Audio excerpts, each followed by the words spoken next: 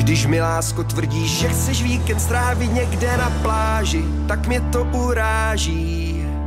Já do báglu raději hodím termoprádlo, rum a pohory a zmizím na hory. Co se stane na horách, to zůstane navždy v nás.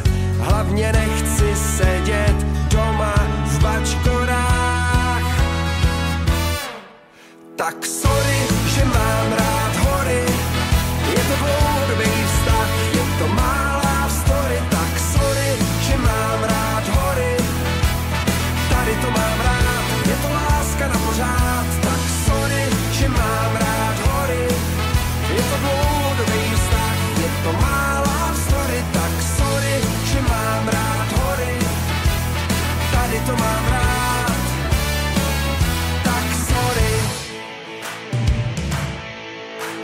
Jen tak přemýšlím si, chodím sem a tam, nikde žádnej ruch, jenom čerstvej vzduch.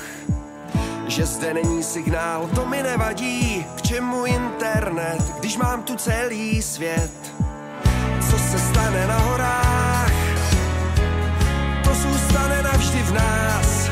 Hlavně nechci sedět doma v bačkorách.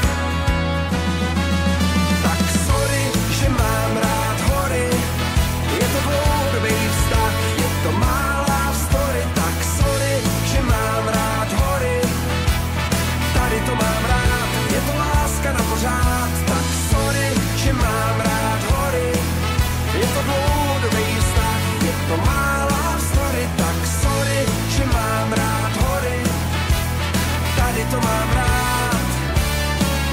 Tak sorry.